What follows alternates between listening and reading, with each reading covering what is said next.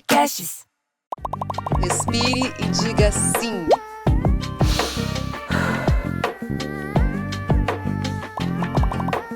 Olá, sejam todos muito bem-vindos ao podcast Respire e Diga Sim. Muito prazer, eu sou a Carolina Mânica, eu sou atriz e apresentadora desse podcast. Todas nós temos um momento da nossa vida em que temos que dizer sim.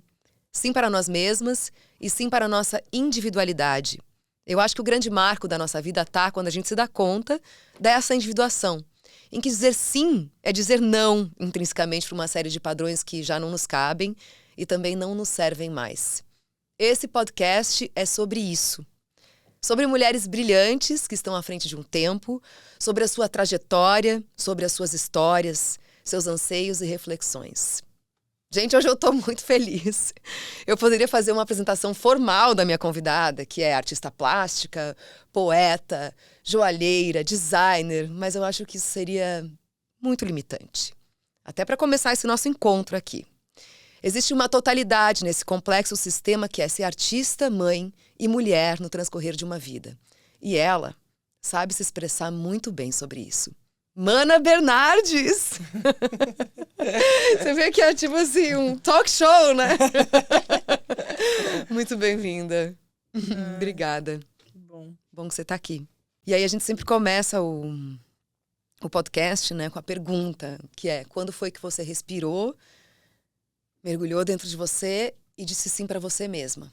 A primeira vez que eu disse sim para mim mesma foi quando eu fiquei doente, né, criança, com 12 anos. E eu lembro de uma reunião que os médicos fizeram com a minha família toda. Veio minha avó, minha tia, eu estava presente nessa reunião porque eu não tinha nem corpo para passar por uma cirurgia que ia me manter viva.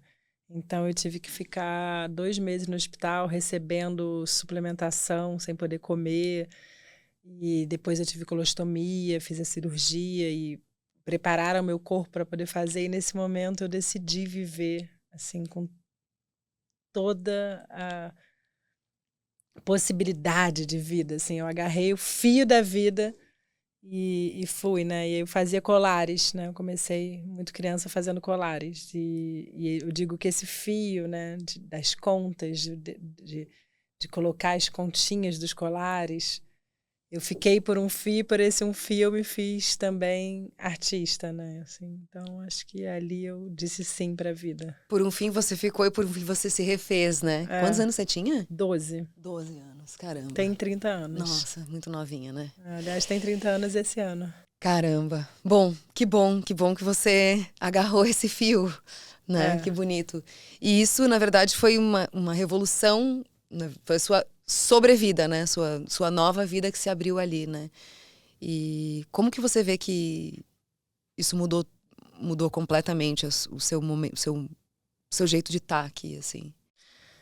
Acho que a vida, ela é dada, né, para as pessoas normalmente. Para mim, ela foi decidida, né? Então, assim, em algum momento ela deixou de ser dada e passou a ser uma decisão. E é muito poderoso decidir estar viva, né? Assim, e como eu tive que decidir isso muito nova e com bastante profundidade, eu continuo decidindo isso todos os dias. Eu continuo lembrando dessa decisão. Eu não esqueço essa decisão. Isso me dá uma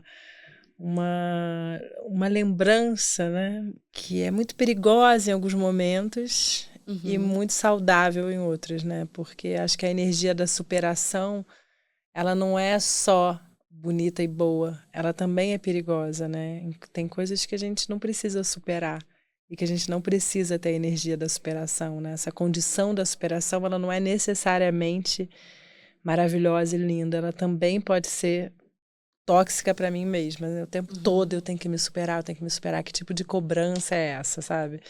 Então, por um lado, eu tenho isso, que é frágil, que é delicado, querer o tempo todo superar, quando às vezes, na verdade, tudo que eu preciso é descansar, relaxar e entregar. E por outro lado, é lindo a energia da superação, quando você não se dá por satisfeita com o que o mundo está te oferecendo e você diz: peraí, estão me oferecendo isso, mas eu posso ir além, né? Eu posso.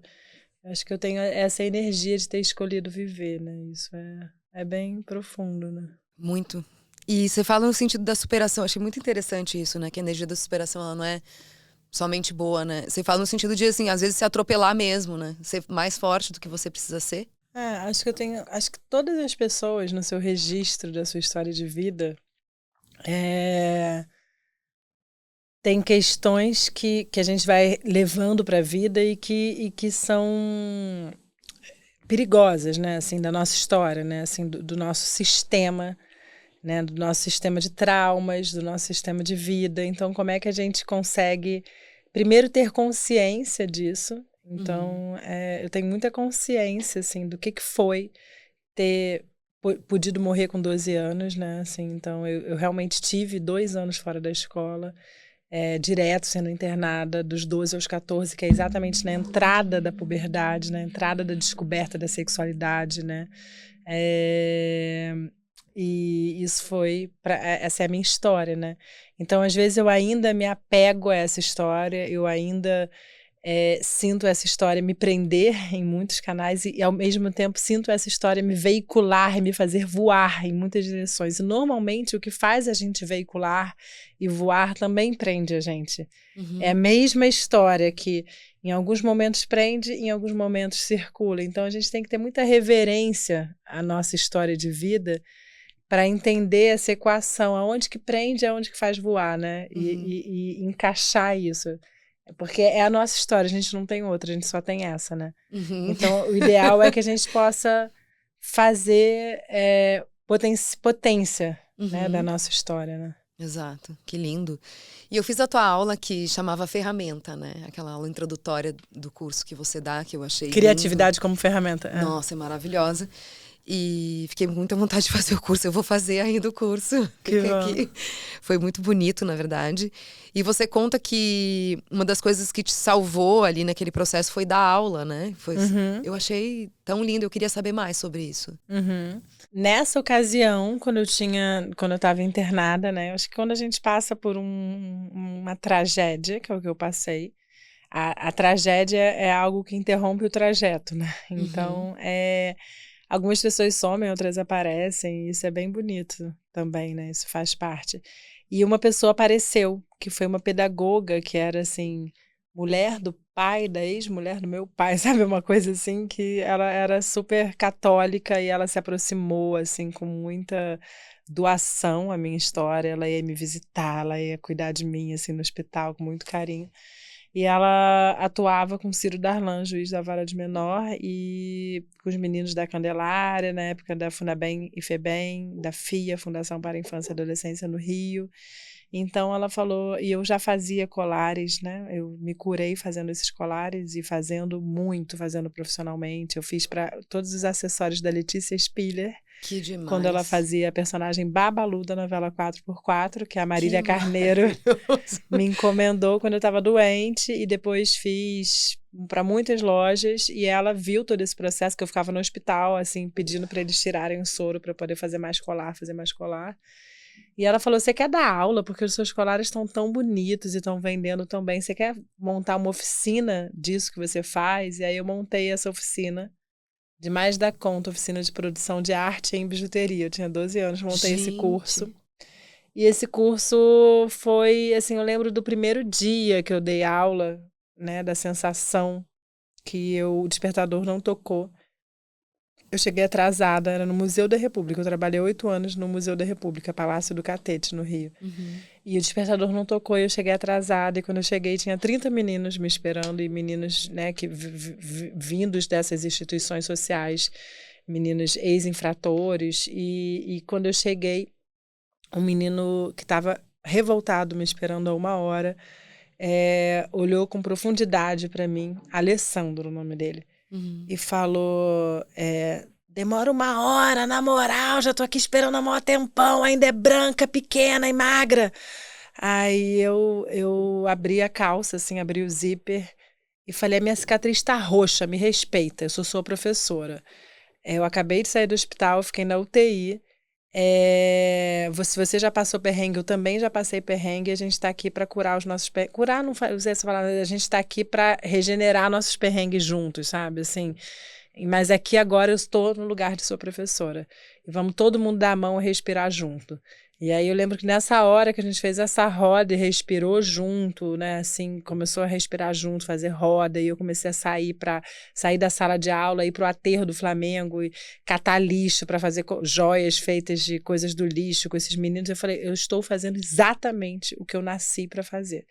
Gente. E eu tinha 14 anos de idade, né? Eu tinha acabado de sair desses 2 anos, né? Dos 2 aos 14, e ali eu senti, eu tô fazendo o que eu nasci para fazer. Eu nasci para dar aula, assim, a Aurora que tá aqui do outro lado, que é a minha gente, sabe disso, assim, quando eu dou aula, eu transcorro, assim, toda a energia de vida que pode existir, assim, da minha vida, assim, eu transcorro essa energia de vida, sabe?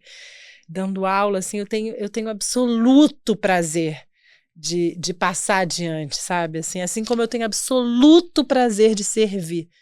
Eu amo. Se você for na minha casa, você vai sair com marmita, você vai comer, assim. Sabe assim? Então eu tenho absoluto prazer de passar adiante, né? De dar, assim, a cada minuto que eu estou dando aula, eu falo, eu estou fazendo exatamente o que eu nasci para fazer. Isso é muito poderoso, porque muito pouca gente sente essa energia, né? Então eu sinto isso como um privilégio, assim, eu não posso deixar de perceber isso, né? Eu sou apaixonada por dar aula, assim, eu sou apaixonada por esse momento onde eu estou passando a minha vida adiante, né? Assim. Muito lindo. E é muita maturidade, né? 14 anos, assim, é muito chocante a tua história, assim, né? E é muita força mesmo. E uma das coisas que você falou também, que eu acredito muito, assim, que pra mim foi muito forte te ouvir falar, foi quando você fala que se você tem alguma coisa pra dar, tem alguém querendo receber, né? É uma coisa assim que você falou aquele dia. E de todos os estudos de espiritualidade, muito que eu já mergulhei, assim, muitos, assim, veículos, né, pessoas, né, que trabalham com espiritualidade sempre falam, assim, que se você tem um dom, na verdade, você precisa compartilhar aquele dom, porque senão você não tá você não tá sendo honesto com aquilo que você ganhou na sua vida, né?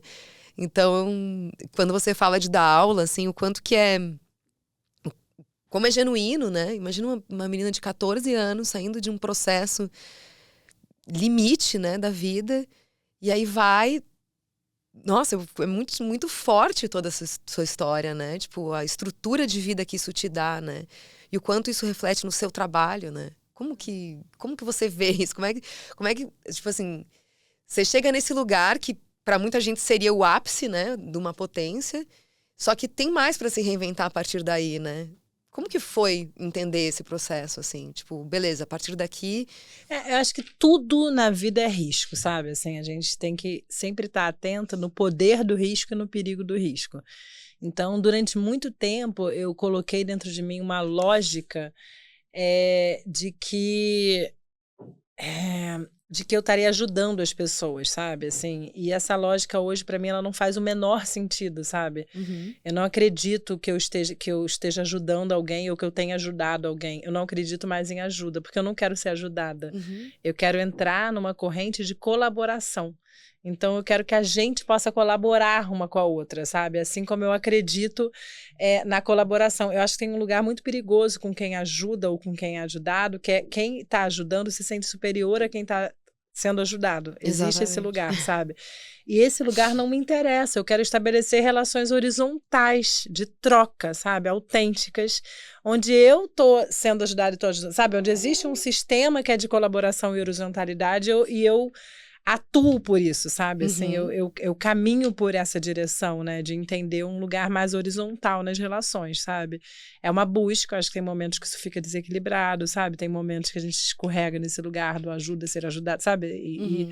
Mas, ao mesmo tempo, eu percebi também que esse lugar de que eu vou sair da minha dor, né? E vou entender a dor do outro, isso foi muito saudável para mim, sabe? Então, a partir do momento que eu sair da minha célula íntima, da minha dor privada, sabe? Falei, cara, não sou só eu tô sofrendo para entender o sofrimento das outras pessoas, sabe? Assim, essa primeira cena desse momento onde esse menino fala, cara, você, branca, feia, branca, magra, pequena, é minha professora com 14 anos, sabe? Assim, não acredito, vou embora, sabe? Eu falei, não, eu sou sua professora, me respeita e vamos juntos, sabe?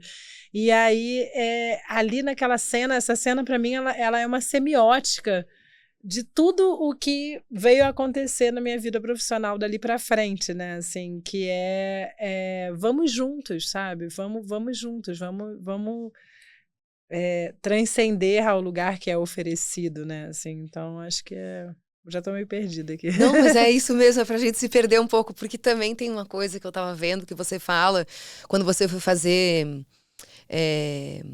Quando você foi fazer a sua primeira coleção, e aí, tipo, tinha uma questão do copo, que aí, né, eu queria que você contasse um pouco essa história. É tão bonito isso, que eles não conseguiam fazer o copo como tinha que ser, eles estavam há anos tentando fazer, que você foi fazer a coleção, e aí, tipo, tinha toda uma história por trás da própria fábrica, né? Tipo, tinha uma questão genética é como se a fábrica em si tivesse uma história, né? E tinha, na verdade, porque pertencia a uma família, né?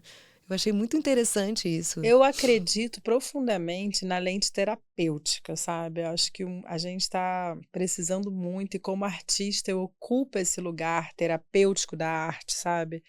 Da função terapêutica da arte, né? Então, para mim, a arte, ela é uma oportunidade de desenhar relações. As relações precisam ser desenhadas, a gente precisa parar de achar que a gente tem que desenhar produto. O mundo já está cheio de produto.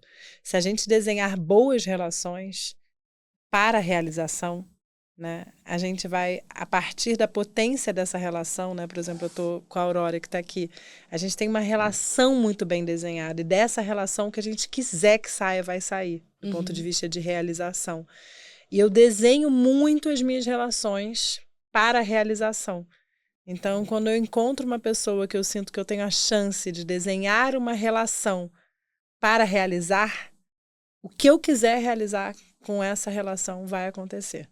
Então, nesse sentido, essa história com a Tok Stock, né, que eu desenho há mais de 12 anos para eles, e eles já há 20 anos estavam tentando fazer um copo com uma fábrica de vidro, e eles falaram, mas olha, a gente vai te mandar para lá, porque a gente já mandou muitos desenhos técnicos para essa fábrica de copos, e eles não conseguem chegar no copo, eles só fazem pote de mantimento para a gente há mais de 20 anos. E aí eu falei, tá bom, me manda para lá. E eu, em vez de chegar querendo desenhar, eu cheguei querendo conversar, sabe? Assim, como é que é a questão de vocês, né? E essa fábrica me contou que eles nunca tinham conversado com uma designer. Que legal, gente. E eles tinham muita vergonha do vidro ser esverdeado. Eu falei, mas o vidro esverdeado é a crista da onda, é esverdeado porque vocês são uma fábrica de vidro reciclado. Não, a gente tem muita vergonha, porque na verdade nosso avô, que era o dono da fábrica, faliu, e ele teve que começar a comprar vidro reciclado porque não deu mais para ser a cristaleria transparente, do vidro transparente. E a gente, poxa, achou muito chato isso, porque o nosso vidro era todo transparente, o nosso avô sofreu um processo, né, assim, quebrou. E na hora que ele quebra, ele tem que começar a comprar vidro dos catadores de lixo, porque era mais acessível. Eu falei, mas o que vocês estão fazendo é a coisa mais importante para o planeta. Vocês estão fazendo vidro reciclado, vocês estão fazendo sustentabilidade no plural. Aí eu comecei a conversar calmamente, assim, e almoçar com eles, tomar café da manhã. Passei 3 dias na fábrica conversando. E eu falei, a minha coleção inteira vai ser dedicada a esse esverdeamento que vocês têm vergonha. Então, eu vou reverenciar esse esverdeamento do vidro, que o vidro é todo esverdeado quando ele é reciclado. Então, eu fiz uma coleção inteira que tem 2 centímetros embaixo de vidro, assim, reverenciando o Murano, que é um vidro mais pesado, e reverenciando o esverdeamento. Então, você vê uma faixa inteira de vidro bem verde, depois as peças sobem. É muito lindo. E aí a Tok Stock aprovou 16 produtos, tinha, sei lá, 8 copos, sabe? De uma vez, assim, todos entraram em linha. Foi muito bonita essa história. É muito bonito, porque é isso que você está falando, né? Sobre essa questão de você se colocar nesse lugar nesse mesmo lugar, né? Nesse lugar de troca, né? Que também faz parte do seu processo de dar aula também, né? Que também faz parte do seu processo artístico, né? Eu acho isso muito bonito, assim. E aí, pensando, assim, também o quanto que é importante a gente tá vivendo hoje, a gente sabe que a gente chegou num momento extremo, né? De situação climática, assim, né? E é muito é muito significativo, né? Você pensar que existe existiu esse trauma dentro dessa família por causa dessa questão do vidro reciclado, né? Sendo que hoje em dia o que a gente mais precisa é que as pessoas tenham esse pensamento dessa reutilização, né? De como a gente reaproveitar o que a gente já tem, porque já chega de consumir e produzir coisas novas, né? Tipo, a gente não tem muito mais para onde ir, né? Tipo, chega de extrair, né? Chegou o momento que a gente precisa realmente reparar isso, né? Esse pensamento de extrair, né? Eu acho que teu trabalho ele vai muito nesse sentido, assim, né? Totalmente, assim, acho que essa percepção terapêutica não adianta ser só com as pessoas, acho que ser também com os materiais, com os processos, com o mundo, com as relações, né, assim, e fico muito atenta à raiz das questões, né, e também o quanto a sociedade capitalista, sobretudo no Brasil também, promove uma não reverência, né, assim, às nossas raízes, né, isso é um projeto, né, de que a gente tenha esquecimento, né, de que a gente não reverencia a nossa história, de que a gente não tenha tempo de olhar e perceber de onde a gente veio, como a gente veio, né, como era antes, né, como que a nossa cultura se estabelecia, como que os povos originários que já estavam aqui sabendo codificar essa terra se relacionavam. E a gente vive hoje uma grande problemática de falta de ritual, né, assim, não se ritualiza, a gente não sabe como se relacionar, por exemplo, quando a morte acontece, né. A gente está completamente perdido, a gente é um caldo da ocidentalização, né? Então a gente está vivendo esse caldo ocidental, né, num país, na verdade, que teve mais de 400 línguas indígenas que foram eximadas, né? Então é muito profundo isso que a gente vive, né? E essa cultura, né, do mundo é uma aldeia global, né, onde essas grandes marcas vão ocupando o mundo todo e se repetindo, né? E o quanto isso, na verdade, vai cortando e interrompendo a nossa cultura originária, a nossa maneira de se relacionar com a terra, a nossa maneira de se relacionar com a vida. Tá todo mundo botando trabalho para um lado e vida para o outro, né? E essa conta não fecha, porque, na verdade, você não tem uma vida para um lado e um trabalho para o outro. A vida e o trabalho é um só mecanismo, né? Exatamente. E é isso que a sociedade capitalista, patriarcal, quer interromper. Ela quer falar, bota para um lado a vida, bota para o outro o trabalho, bota para o outro a relação amorosa, bota para o outro a amizade, como se não tivesse um sistêmico nisso tudo, porque no fundo é a existência, é o que você decide da existência, né? Mas a maneira de lidar com tudo está toda fragmentada e não inclusiva, né? Então a gente tem muito mais hoje, eu acho, de unir e incluir. Né? A gente precisa incluir a vida no trabalho, o trabalho na vida, a vida amorosa na realização profissional, para que a gente tenha uma inclusão, né? Assim, um olhar mais sistêmico, mais mandálico, assim, né? Da própria vida, né? Total. E é muito interessante, muito, muito legal isso. Eu tenho um filósofo que eu gosto muito, que é o Byung-Chul Han. Ele tem aquele livro Sociedade do Cansaço, né? Você conhece, né? Conheço. E aí ele fala muito sobre essa questão, né? Tipo,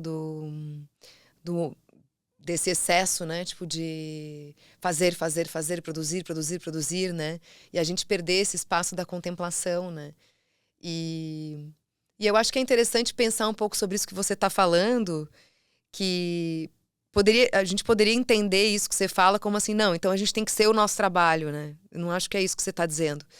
Eu acho que você está dizendo a gente tem que conseguir integrar aquilo que a gente faz com respeito à nossa própria existência dentro de um sistema que a gente é relacionamento, né? Que a gente é trabalho, que a gente é família, né? Como que a gente consegue fazer esse match com harmonia, né? Sem cair numa sociedade do cansaço, né? Sem cair nesse entendimento de que a gente é um trabalho, né? Tipo, a gente é uma máquina de produtividade, né? A gente tem que estar dentro, né? A gente está dentro do sistema, não é que a gente tem que estar, a gente está dentro do sistema, e a gente tem que ser transgressora do sistema, né? Então, só estando dentro dele é que a gente pode transgredir ele, né? Então, assim, o sistema é esse, né? Assim, naturalmente você vai ter uma criança e muito provavelmente a sua criança vai para uma escola e muito provavelmente você vai usar redes sociais e muito provavelmente você vai poder ser engolido por ela, né, pelas redes sociais ou fazer dela sua ferramenta, né, assim, hoje, por exemplo, o Instagram é onde entra 90% dos meus projetos, sabe? Uhum. E isso é maravilhoso, eu estou usando essa rede profissionalmente para mim, sabe, assim, então, eu sou os meus meios, o Instagram é a minha galeria de arte, é a maneira como eu entendo também um momento de mundo onde a gente não tinha autonomia dos meios de comunicação. Então, antes você teria que ir num grande lugar, dar várias entrevistas, sair em revista, sair em jornal para você ser validada como artista. E hoje, eu não preciso dos grandes meios de comunicação. Eu sou os meus meios de comunicação e eu sou os meus meios de comercialização. Uhum. Então, essa autonomia, ela muda muito o paradigma da vida profissional hoje, né? Assim, a gente pode ser os nossos meios, eu sou os meus meios.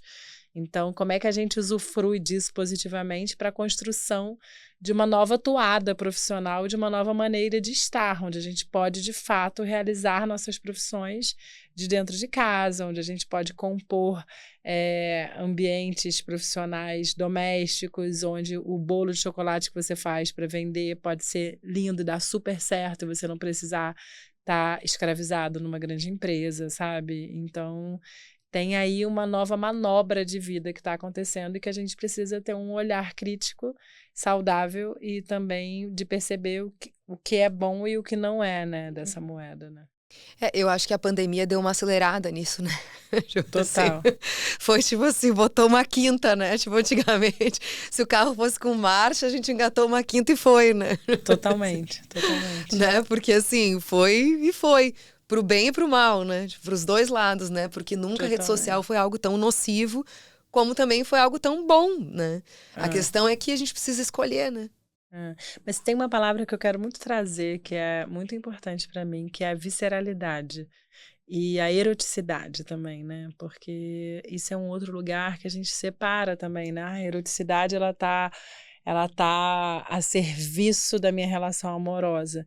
E eu tenho trazido cada vez mais a eroticidade a serviço da vida. Que lindo. Então, tudo que eu faço é erótico. Eu cozinho soltando a minha pelve, rebolando, sabe? Eu rebolo muito com a minha filha de 3 anos. Eu ensino muito a minha filha a rebolar, sabe? A soltar o quadril, né? Assim, a gente viver um processo de descolonizar esse quadril, essa pelve, essa maneira de falar. Então, eu acho que a minha caligrafia é erótica, ela tem vida, né? A minha poesia, ela tem essa eroticidade, a minha maneira de estar no mundo é erótico, e a visceralidade e a eroticidade são dois comportamentos assim que são muito vetados para o corpo da mulher. Então, a gente como mulher tem que tomar cuidado, né, com como a gente se comporta, porque esse cuidado ele está ligado a esse ataque, né, da sociedade patriarcal, dos homens e da sociedade patriarcal como um todo, né, também das mulheres que estão ainda presas nessa sociedade patriarcal. E esse cuidado é muito perigoso, né, porque a gente precisa poder levar a nossa eroticidade para o mundo. A nossa eroticidade não pode estar dentro da nossa sala, do nosso casamento, da nossa relação afetiva, né? E o quanto que as mulheres ainda não podem levar essa eroticidade, essa visceralidade para o mundo, né? O quanto que a gente não pode dizer que a gente hoje não vai poder vir para o trabalho porque a gente está menstruada e que a nossa menstruação está dando para a gente um lugar que está pesado, que não dá para realizar, e o quanto que a sociedade ainda não está acolhendo isso. E o quanto que a nossa visceralidade ainda é vista como intensidade, loucura, né? E daí por diante. Intensidade. Como você é intensa? Quantas vezes eu já ouvi da minha intensidade? Não sou intensa, eu sou visceral. É muito diferente. A visceralidade é uma consistência artística, é uma cor. A visceralidade tem cor, tem textura, tem sentimento, tem desenho, tem forma. A visceralidade é o meu material de base para a minha criação, para a mulher que eu sou. Então, eu preciso botar no mundo o meu sistema visceral. dentro de uma sociedade que quer formar um apagamento da nossa visceralidade, né? Que quer chamar a nossa visceralidade de loucura, quer chamar a nossa visceralidade de intensidade. Não é intensidade. De histeria. Né? É visceral. Tipo assim, são os hormônios dela que estão... Não, né? E é tão bonito a víscera, né? Porque a víscera traz o que está dentro, né? O nosso corpo humano, né? Ele é todo feito de vísceras. A visceralidade traz o que está dentro para fora. Total. Né? Podendo promover essa relação entre o mundo interno com o mundo externo. Então, assim, o tempo todo a poesia, ela traz isso. Ela traz a possibilidade do que está dentro de mim poder ir para fora, para o mundo.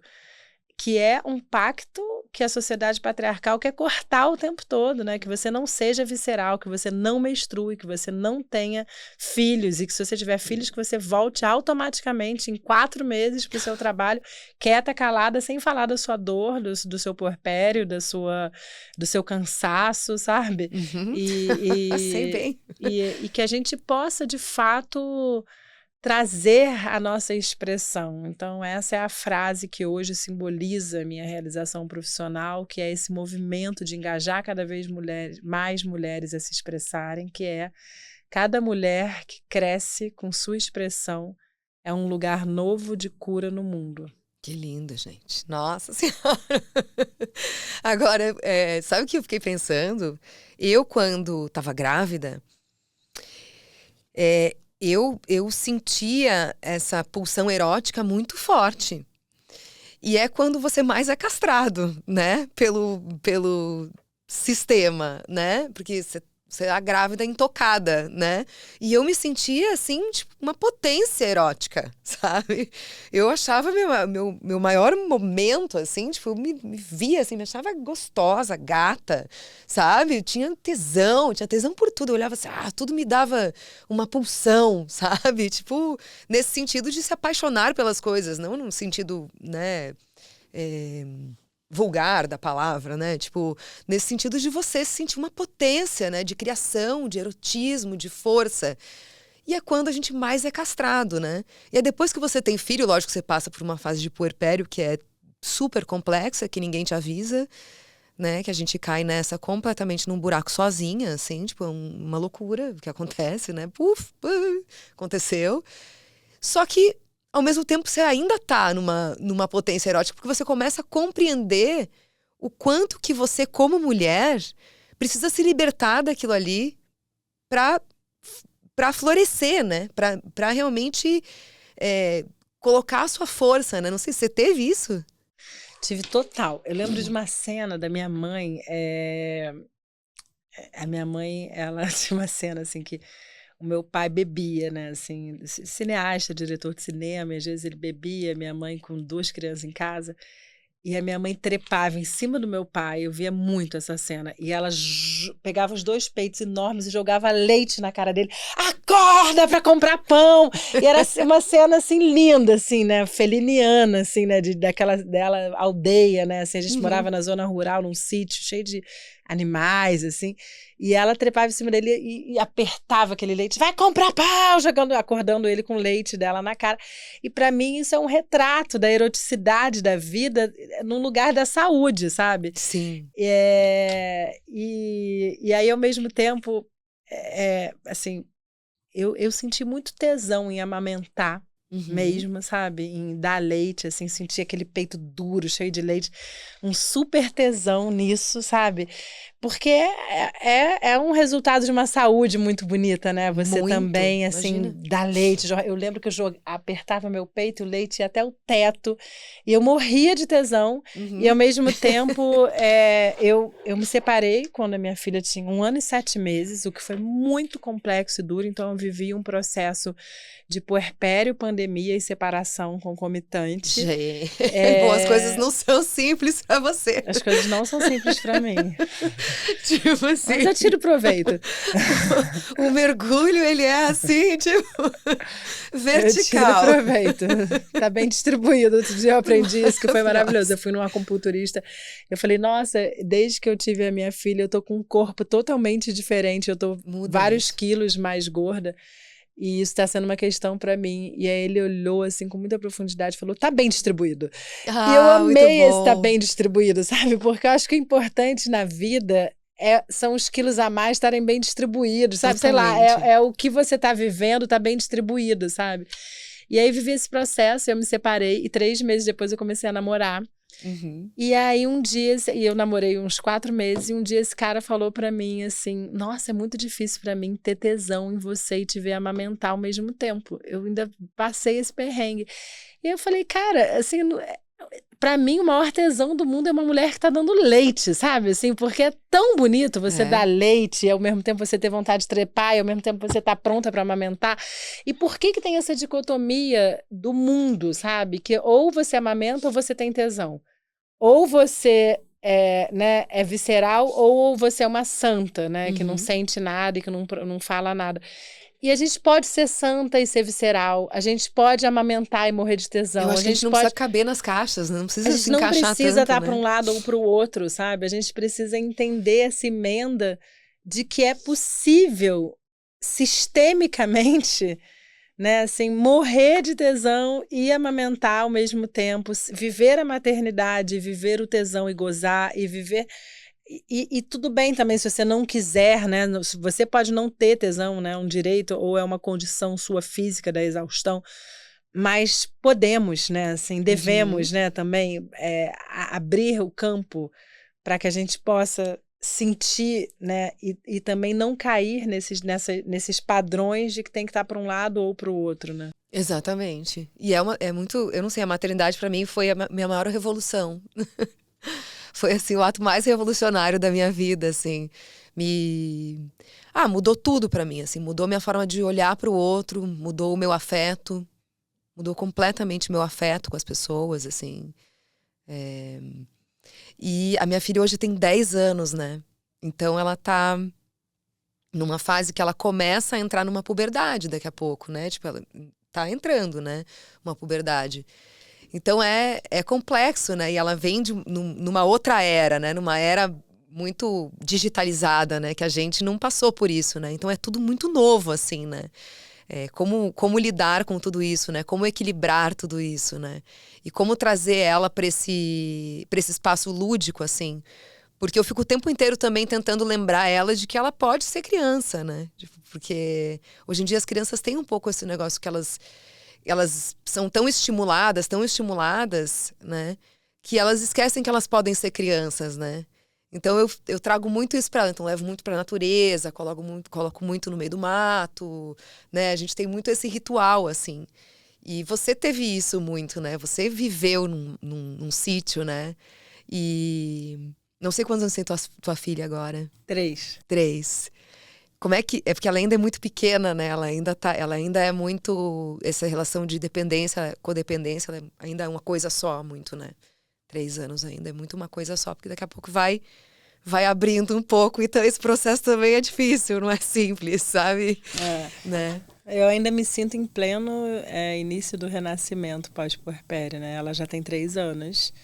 E eu acho que eu ainda estou renascendo, né? A maternidade também, para mim, é com certeza dos movimentos mais revolucionários, assim, da minha vida, né? Eu também vivi um processo de fertilização, né? Foram 5 anos tentando. Então, é uma filha que veio de um desejo muito profundo, de um esforço físico para que ela pudesse vir, né? Uhum. E eu tive 6 embriões, a Rara é a 6ª, né? Então, os outros 5 eu perdi. Então, foi um movimento assim que antes de gestar eu já estava 5 anos. E aí foi quando eu escrevi esse livro, durante esses anos todos de tentativa, que chama Ritos do Nascer ao Parir, onde eu voltei na história. Essas minhas trompas que ficaram interrompidas foi uma questão mecânica, que eu não conseguia engravidar, porque quando eu operei por causa da doença de Crohn, eu tive as minhas trompas massacradas nesse processo, assim, amassadas, sabe? Uhum. E aí, quando eu fui tentando, eu não conseguia. E eu falei, esse processo não é mecânico. O mecânico é só um passo dessa questão. Essa questão é muito mais profunda. Essa questão tem a ver com as mulheres da minha família que não se davam. Uhum. Então, esse livro é uma investigação porque a minha tataravó, que inclusive essa pulseira era dela, da Ucrânia, chamava Ita, ela meio que se prostituiu, assim, não se sabe muito bem, mas ela, enfim, ela foi por um processo meio assim, que a minha bisavó assistiu, viu e nunca perdoou, não podia nem ouvir falar o nome da mãe. E aí minha bisavó trouxe esse não perdão para minha avó, né? Que a minha avó e a minha bisavó brigavam o tempo todo em Yiddish, né? No dialeto judaico. E depois a minha mãe e a minha avó se davam muito mal. E depois eu fiquei doente e a minha mãe teve que ficar 2 anos parada, é ótimo. Trabalhando loucamente, cuidando de mim. Mas assim, no lugar do trabalho do cuidado comigo durante 2 anos. E eu tive que estabelecer uma relação muito profunda de ficar 2 anos conversando com a minha mãe no hospital, assim. Então, esse livro fala sobre todo esse processo dessas mulheres e do quanto isso, na verdade, pode interromper um processo de fertilidade no corpo, sabe? Sim. Essa relação entre mulheres que não se dão e que tem uma intriga muito profunda e o quanto que eu queria limpar isso antes de ter a minha filha. Aí veio uma filha mulher, né? Então, maravilhoso. Eu acho que esse livro foi uma faxina na intriga da família, né? Assim, o Ritos do Nascer ao Parir. E as pessoas que leem também se identificam muito, né? Porque ele tem códigos universais em relação à neurose, em relação ao cuidado, em relação ao sexo, em relação aos rituais. Em relação a minha mãe ser a protagonista desse livro, eu vim de uma família de homens muito importantes. O meu avô, por parte de pai, é um arquiteto urbanista, Sérgio Bernardes. Então, todas as vezes que eu fui ser entrevistada, as pessoas, você é neta estou aqui com a neta do Sérgio Bernardes, com a filha do cineasta Sérgio Bernardes, que meu pai e meu avô têm o mesmo nome.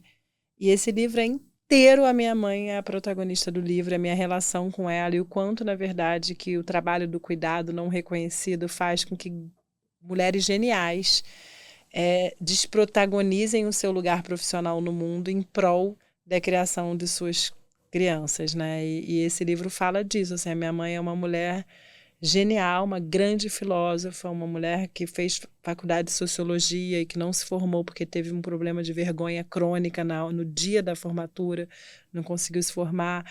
E eu falo o quanto eu quero, na verdade, que a partir desse livro e de toda a minha literatura pronunciar a mulher brilhante, a filósofa que a minha mãe é, sabe? E o quanto esse mundo não dá um lugar para essas mulheres que estão nesse serviço doméstico, né? De criar pessoas e o quanto esse é um trabalho revolucionário, né? Assim, criar uma pessoa, né? Muito mais do que criar uma obra de arte ou uma ciência gigante, né? Perpetuar uma espécie, né?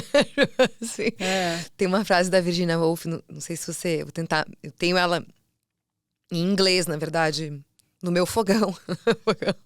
Tipo, presa, assim, que é... A maior parte da história, o anônimo sempre foi uma mulher, né? Ai, que lindo. É linda essa frase. Eu traduzi de um jeito meio ruim, deve ter uma tradução muito melhor. Mas é muito real isso, né? Tipo, incrível, essa frase maravilhosa. É linda essa frase, né? A maior parte das vezes na história, o anônimo sempre teve na figura da mulher, né? Então, a mulher sempre foi, tipo, tem muitos pintores que eram pintoras, na verdade, né? Eram elas que faziam e eles que, né, ganhavam os louros, né? Assim como matemáticos também, né? Que a gente sabe, né? Porque a gente sempre vem dessa... E você contando essa história toda, esse resgate do feminino, como ele é muito poderoso. Mas você tem uma coisa com o resgate, né? Você tem porque não é simples esse mergulho, assim. Não é todo mundo que faz essa virada para esse mergulho. Porque ele é difícil, né? Eu mesma, assim, tipo, é uma coisa que eu penso muito, assim. Você conseguir mergulhar na sua história e realmente remexer nela, né? Nesse processo de resgate mesmo, né? Ao mesmo tempo, eu não uso muito essa palavra, assim, eu gosto muito ruim a palavra resgate. Não, é porque parece que você vai trazer de volta, e na verdade eu não acredito que tem retorno, né, assim, a vida daqui pra frente, isso é uma frase budista que eu aprendi que me orienta muito, né, a vida daqui, deste instante agora pra frente, a gente tem chance de fazer a vida. Sim.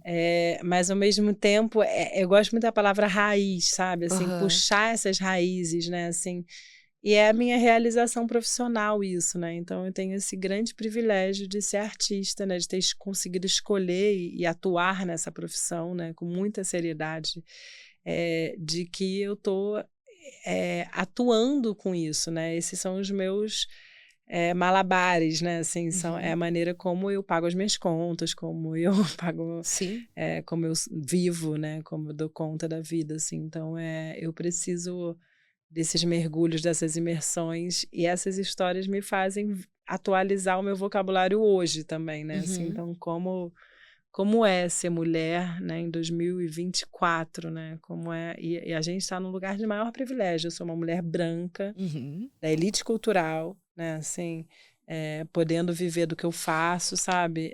Então, assim, esse lugar também, que é um lugar que eu também sempre percebo muito, dou 3 passos para trás, né, assim, que é perceber, assim, aonde eu tô pisando dessa maneira, né, nesse corpo que eu tenho, que me pertence, que é carregado de privilégios, né, então como é que eu também percebo isso. Agora eu tô com um projeto que chama Tantas Mulheres, que legal. que é em presídios femininos, junto com a Andréa Álvares, vem de um poema meu que chama Tantas Mulheres, e reverenciando esse tema desse poema, Tantas Mulheres. Então a gente começou a pensar, eu convidei a Andréa Álvares. A Andréa é uma executiva global, assim, trabalhou na diretoria de grandes empresas, e eu convidei ela para a gente criar uma performance do que uma executiva global e uma artista independente podem contribuir. Então a gente vem de trajetórias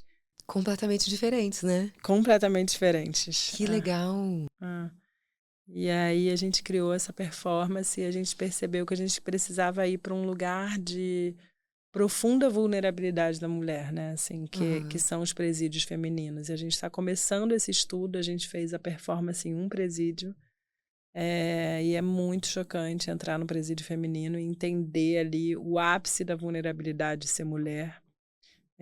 Então, assim, as estatísticas são muito pesadas. Assim, grande parte dessas mulheres que estão em situação de presídio hoje no Brasil não cometeram esses crimes, né? Elas apenas botaram a mão em crimes de seus companheiros, né? E depois elas não recebem visita, né? Assim, é menos de 10% de visitação para as mulheres, para 100% de visitação para os homens. Então, realmente, esse lugar de que o homem ainda está muito atrasado no cuidado, né? E é o cuidado que move o mundo, né? Exatamente. Tem um documentário que chama Leite e Ferro, você conhece? Não. É lindo. É sobre presídios femininos. Quero muito ver. É muito maravilhoso. Se você pesquisar Leite e Ferro, eu chorei horrores, assim, é revolucionário, assim, é lindo mesmo. Quero muito ver. A gente vai ter que ficar por aqui, mas antes eu queria saber o que é este livro aqui que você trouxe, que eu fiquei curiosíssima. Esse é o primeiro livro que eu fiz, que agora, na verdade, eu trouxe esses livros porque o meu projeto atual agora são mais 2 livros que eu estou fazendo. Então, esse é o meu primeiro livro, que você perguntou, chama Money Manuscritos, foi editado pela Heloísa Buarque de Holanda. É um livro, é uma compilação da minha transdisciplinaridade, então tem 4 áreas de atuação minha. Então tem os poemas, as joias, instalações e ambientes pedagógicos, né? Essas metodologias sociais que eu tenho. E esse é o Ritos, que é uma trilogia, que agora eu estou escrevendo o Ritos 2, e estou escrevendo também a minha primeira ficção. Ai, que legal! Que eu não posso falar o nome. Eu fiquei curiosa, mas quero saber. Que é uma ficção sobre amor. Ai, que legal. E a personagem é uma mulher matemática que está questionando o amor nos tempos atuais, como a sociedade tem amado, e ela faz isso a partir de gráficos matemáticos. Enfim, estou super empolgada. Eu tinha escrito uma pergunta sobre grafismos para você, que engraçado, né? Que bom! Que era assim, quando foi que você se viu apaixonada pela palavra e pelos grafismos?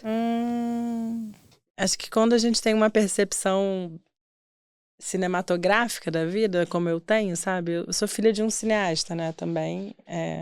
Minha mãe socióloga, meu pai é cineasta, e eu sempre tive uma visão muito cinematográfica da vida, assim, como se tudo fosse uma cena, sabe? Assim, neste momento eu tô vivendo uma cena, olha essa cena, sabe? Então, essa percepção me faz escrever, sabe? Porque eu preciso narrar essa minha percepção para o mundo, né? Então, isso é minha paixão pela palavra, tem a ver com isso, com a percepção que eu tenho, a vontade de passar essa percepção para o papel. E em relação aos grafismos, eu digo que a caligrafia é a partitura da emoção.